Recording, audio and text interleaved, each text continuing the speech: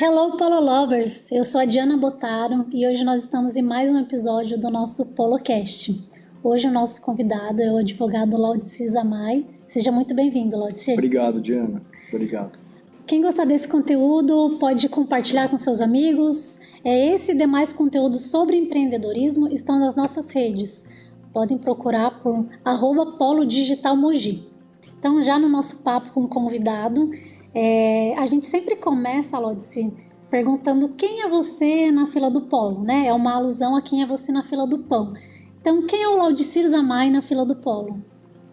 Sou advogado, sou entusiasta da inovação, adoro essas coisas de inovação e talvez por isso eu seja um frequentador assíduo do polo. Trabalho com startups já há mais ou menos 17 anos. Sou advogado há mais de 20 anos e nesses 17 anos pude atender vários tipos de startup, desde aquelas startups que eram simplesmente a ideação, simplesmente a ideia, e caminhá-las ao sucesso, assim chamado, né? E algumas estou até hoje, porque acabei virando investidor anjo dessas. Outras entrei com o trabalho para poder ajudá-las. Algumas ficaram no meio do caminho por consequências da digestão, enfim. Mas outras que eu fico feliz estão aí indo bem. Uma, inclusive, que eu sou investidor, foi escolhida nessa semana como uma das 100 melhores startups brasileiras. Então isso me deixa feliz porque uma que eu soube escolher como investir, né, acreditei na ideia, pude contribuir inicialmente com elas, depois, sendo investidor, eu me afastei e fiquei somente no conselho dessa startup. E você já teve uma startup, né? Sim, durante a pandemia não tinha muito serviço, né? Assim, meus clientes entraram em crise, resolveram parar um pouquinho, alguns tiraram férias e eu, com um amigo, montamos uma startup, plataforma digital e de brincadeira mesmo. Deu certo, chamamos um programador e esse programador ele fez o serviço dele, acredito bem feito, e abriu uma possibilidade de concorrermos a uma aceleração em Portugal, pela Fábrica de Startups. E esse programa foi patrocinado pelo governo português. E fomos aprovados. Chegamos até o final, fomos escolhidos. Depois houve lá mais umas crises internas em Portugal por conta da pandemia. Tivemos que não prosseguir com o contrato, né? O nosso contratante, que era uma grande rede de hotel, eles tiveram que fechar as portas por 7 meses, 8 meses. Isso teve um impacto gigantesco nas finanças dessa rede hoteleira. Mas aí conseguimos mandar para frente essa startup, ou melhor, esse sistema, e agora cumprimos a nossa missão, da criação até o desfazimento dela. Depois você vende e fica rico. Não fica rico, mas pelo menos você paga aquilo que você investiu e pode investir em outras startups. Sim. E falando sobre investimento, você falou que é investidor anjo. Sim. Queria que você contasse mais sobre o que é ser um investidor anjo, como que você auxilia as startups e qual é a sua participação como investidor. Eu consigo separar as duas coisas, né? Eu separo o meu papel como advogado, especialista em startups. Na verdade, eu sou especialista em direito empresarial, fiz especialidade em direito do consumidor e atuo com startups já há muito tempo. Me tornei especialista em startup logo pelo estudo do direito empresarial, né? Que você vai estudando todo esse meio que se tem do direito das startups. Então esse é um aspecto da minha vida. O outro é buscar uma empresa para investir, que seria o investidor anjo. Porém, às vezes se confundem quando estou prestando serviço e a empresa, a startup, me convida para fazer parte do negócio dela. E aí eu tenho que analisar direitinho como é que está a saúde realmente da empresa, financeira, porque a jurídica eu já vou saber. Sim. Já a parte de investidor anjo, eu vou analisar como é que essa empresa começou, né? Se ela está passando pelos 4 pilares ideação, inovação, enfim, até ela começar a escalar. Me fugiu a sequência certinha, e que eu sigo a cartilha do IBGC, né, Instituto Brasileiro de Governança Corporativa.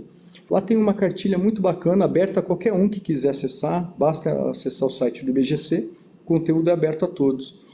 E lá tem um parâmetro muito bacana de como você pode investir e de que forma você vai investir nessa startup. Eu comecei a investir carreira solo, conheci as startups, ia atrás, esperava uma rodada de investimentos e fazer o aporte. Mas aí eu senti a necessidade de não ficar perdendo tempo atrás, né, dessas startups, e fui me filiar ao Anjos do Brasil. Lá eu acho que é um local que pelo menos facilita a minha vida. Já vem as empresas, né, as startups já pré-selecionadas, onde eu posso analisar se eu vou ou não fazer um investimento. Entendi. E como você consegue falar dos dois lados, como investidor e como startup, o que você acha que a startup precisa ou em que momento que ela busca um investidor anjo?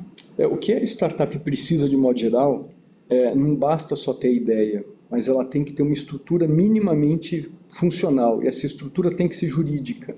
Ela tem que começar com um acordo de fundadores, né, de founders, depois o contrato social, acordo de sócios, e aí ela vai ganhando corpo. Claro que ela tem que ter toda a parte de contratação, de contratos, né, das contratações que ela fizer, que aí são esses contratos com o prestador de serviço, o contrato com o consumidor ou com outro fornecedor. Ela já tem que estar cercada dessa documentação, assim chamada, porque para um investidor vai ficar muito fácil para que ele analise essa documentação, vai verificar a saúde da empresa. Não basta ter somente uma planilha financeira, uma apresentação no PowerPoint. Tem que ver como é que ela está na base, como é que está por trás dos panos da empresa. Quem são os sócios, o que os sócios fazem, a porcentagem deles. Então tem que estar tudo muito bem definido. Com tudo muito bem definido, aí eu posso analisar e mostrar para o investidor, olha, essa empresa realmente está com uma saúde boa, juridicamente falando, e eu trabalho também com um financeiro que ele dá esse suporte financeiro. Então eu consigo levar para o investidor com tudo certinho. Ou quando eu quero investir também eu vejo se está tudo certo. Está tudo certinho. E além de startup, né, a gente pode falar um pouquinho também sobre o Zamai empreendedor. Porque todo advogado, quando ele não trabalha para uma outra empresa, né, ele é empreendedor. Então, como que você começou aí? Como é o seu início de carreira empreendedora? O advogado acho que já é o empreendedor por natureza, né? Especialmente aquele que não tem a família no ramo jurídico, como foi o meu caso. Histórico, né? Não tem um histórico. Meu pai é engenheiro, não é advogado. Minha mãe também é psicóloga, não é advogada. Então não tinha referência do mundo jurídico. Então eu tive que desbravar isso sozinho. Comecei trabalhando no escritório de advocacia, depois fui para outro. E quando eu ganhei uma ação, foi a primeira ação que eu propus. Eu tinha acabado de conseguir a minha carteira da OAB, passar na OAB. Entrei com essa ação e saiu o resultado dela depois de uns 5, 6 anos. 5 ou 3, 4 anos, não me lembro ao certo, mas eu sei que demorou aí pelo menos uns 4 anos. Transitou julgado, levantei o dinheiro, né, para o cliente e fiquei com a minha parte. Com a minha parte eu consegui montar o meu escritório, chamei o meu sócio, na época o Rodrigo, ele já é falecido infelizmente, e o Walter. Então montamos um escritório. E eu pude, só que no meio da reforma, tivemos que parar de trabalhar para reformar o escritório, sair de onde estávamos. E no meio da reforma começamos a atender os clientes. Eu vi que o negócio dava certo, né? Mesmo com chão sujo de terra, com tudo, os clientes estavam lá. Falei, bom, temos clientela. Terminamos a reforma sem tirar o dinheiro do bolso, aí assumimos uma missão de não colocar mais nada do bolso e deixar o escritório se virar sozinho. Íamos na OAB, meu escritório ficava próximo à OAB, íamos à OAB para poder imprimir os documentos. Ficamos assim acho que por 2 semanas. 2 semanas depois disso compramos uma ótima impressora e aí o negócio foi. Então assim, nunca tivemos um problema financeiro no escritório porque soubemos trabalhar bem com isso, né? Não esbanjar, aplicar, investir no escritório, investir no negócio. Depois veio a questão da digitalização, colocar o escritório no Google, fazer todo esse trabalho que a gente sabe que é um trabalho bem árduo, ainda mais para quem não conhece, tem que estudar, colocar os anúncios na internet, ou contratar alguém que pode nos ajudar. Isso também foi muito bacana, porque o escritório começou a ter um site, e aí foi avançando, né? E além de advogado, investidor anjo, você também foi professor, né? Aqui nas instituições de ensino? Sim, tive a oportunidade de ser professor na UMC, na Universidade de Mogi das Cruzes, e na Brás Cubas por um curto período de tempo. Na UMC eu fiquei por 12 anos, então lecionei Direito Civil, Direito do Consumidor, e uma parte que me chamava muita atenção e eu gostava muito era noções de direito, especialmente o direito empresarial para a turma, né, de administração de empresas. Porque hoje eu vejo muitos administradores que não têm uma noção jurídica realmente do como que ele poderia contribuir com a empresa. Fica dependendo muito sempre de terceiros e não consegue tomar a própria decisão. E precisa ter um conhecimento jurídico, pelo menos pequeno, para tomar algumas decisões. E meu papel era esse no curso de administração de empresas. 12 anos aí na... 12 anos na UMC, até quando me mudei para o Rio de Janeiro. Eu pedi demissão, na verdade, nas duas. E aí fui para o Rio de Janeiro, fiquei lá por 7 anos, trabalhando lá. E voltei, né, a morar aqui em Mogi das Cruzes e também no Rio de Janeiro. Então estou nessas duas cidades, concomitantemente, tendo trabalho aqui e no Rio de Janeiro. Mas isso é muito bom. Eu tive no Rio Innovation Week, tive com um cliente, conquistei mais alguns clientes lá também. Foi uma experiência muito boa. Essas experiências com inovação, especialmente quando tem aqui em Mogi o Caquinova, por exemplo, é a oportunidade que a gente tem de praticar atualização. Então fui me atualizar. Aqui me atualizei, lá no Rio de Janeiro me atualizei, São José dos Campos, Florianópolis. Então, conhecendo esses grandes polos de conhecimento e de inovação, o profissional fica mais capacitado e vale a pena para quem é da startup, principalmente. Quem não tem uma startup, mas tem uma loja, por exemplo, os lojistas, buscam sempre uma inovação para poder captar os seus clientes. E eu acho que é esse momento que vale a pena eles conhecerem o que é o polo digital daqui de Mogi, frequentar, por exemplo, o polo de inovação tecnológicas lá de São José dos Campos. Assim, lá tem muitas startups, é um mundo muito diferente. O Rio de Janeiro, por exemplo, ele está um pouco atrasado, inclusive, do que nós. O Rio de Janeiro é bom de realizar bons eventos. Isso sim, como eles fizeram no Rio Innovation Week. Mas eles perderam um pouco do timing de estruturar a participação das startups lá. Agora eles vão construir, né, uma parcela lá do porto para virar o Porto Maravilha, vai ser o Porto Maravalley, né, alusivo ao Vale do Silício. Então eles vão colocar várias startups lá. Tende a ser um novo grande polo de startups do Brasil, porque tudo que acontece no Rio de Janeiro, né, ecoa para o Brasil inteiro. Rio de Janeiro e São Paulo. Né? Rio de Janeiro e São Paulo. São Paulo já está muito bem consolidado, em qualquer pesquisa que se pegue, nas maiores cidades do mundo que tem startup, São Paulo já está incluído. Tirando São Paulo no Brasil, fica só São Paulo, infelizmente. Então as outras cidades precisam ter um protagonismo. O que é feito aqui em Mogi das Cruzes com o Polo Digital é muito importante. É importante para poder desenvolver a questão da inovação, só que com a inovação você não tem só uma ideia bacana, você tem empregos sendo gerados, você tem renda na cidade, né? E isso é importante. E as pessoas que conseguem enxergar que a empresa, a inovação gera emprego, né, elas são muito felizes. E só uma ideia também, né?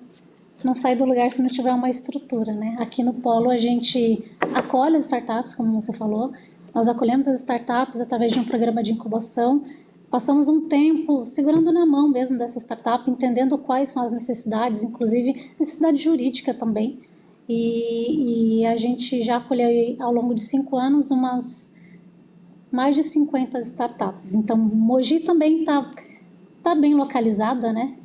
Mogi está bem localizada e a gente contribui para esse título aí de que São Paulo acolhe muito bem ou ajuda essas startups.